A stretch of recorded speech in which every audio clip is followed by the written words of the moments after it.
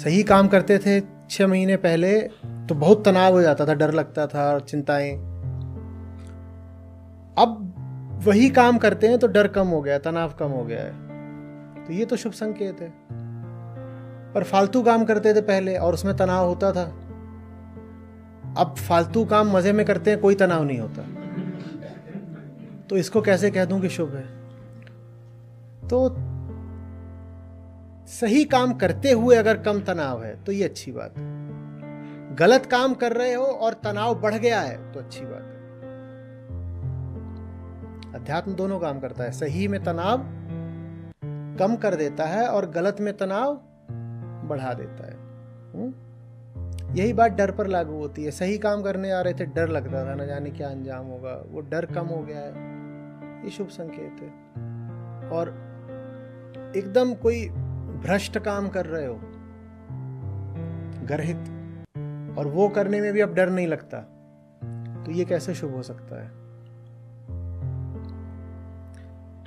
तो पहला संकेत तो आध्यात्मिक प्रगति का ये होता है कि आप अपनी सीमा में, अपने स्तर पर जिसको जानते हो कि सही है, उसको जीना शुरू कर देते हो।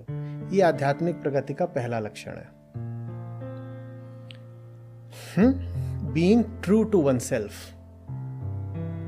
किसी दूसरे की बात नहीं है, किसी बाहर वाले की बात नहीं है। जो चीज मैं जानता ही हूं कि ठीक है, लेकिन उसको ठीक जानते हुए भी आज तक उसकी उपेक्षा कर रहा था, उसको अनदेखा कर रहा था। आपके लिए उसको अनदेखा करना मुश्किल हो जाता है। आप कहते हो जब ये ठीक है तो इसको संबोधित करना पड़ेगा ना, इसको या तो जीवन में लाना पड़ेगा या कुछ और करना पड़ेगा। ये पहला लक्षण है कि आपके जीवन का केंद्र बन जाता है सही। जो सही है वो करना पड़ेगा।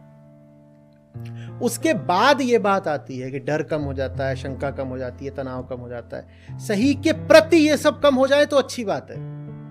गलत के प्रति ये सब कम हो गए तो गजब हो गया, महाअशुभ।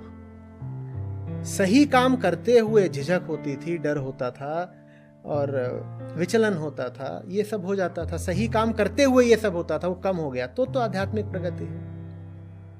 और गलत काम करते हुए आप कहो कि मेडिटेशन की कोई विधि बता दीजिए, टेंशन बहुत होता है। काम क्या करते हैं? काम करते हैं जनता को ठगने का, लूटने का, और उससे तनाव बढ़ जाता है। ठगोगे, लूटोगे तो डर भी लगेगा कि कहीं कोई आके बदला ना ले ले, पुलिस ना आ जाए, 50 तरीके के झंझट, तनाव। तो फिर आ गए मेडिटेशन बताइए, मेडिटेशन बताइए, या कोई और सूत्र बताइए, कोई क्रिया बताइए, कोई विधि बताइए। और उनको कुछ बता भी दी गुरुजी ने, और अब वो वही ठगी का धंधा करते हैं और उनको तनाव भी नहीं होता क्योंकि बढ़िया उनको कुछ सूत्र मिल गया है। तो ये तो बड़ी अशुभ बात हो गई ना, तो बड़ी गड़बड़ बात हो गई। तो अध्यात्म इसलिए नहीं है सब सर्वप्रथम कि वो आपका तनाव कम कर दे, वो सर्वप्रथम इसलिए है कि आपको सही दिशा, सही आयाम की ओर प्रेरित कर दे। उसके बाद फिर तनाव वो कम करता है। अगर उसमें लगे रहोगे आध्यात्मिक पथ पर तो सही के प्रति जितना भी संशय है, शंका है, डर है, तनाव है, भ्रम है, वो फिर कम होता है।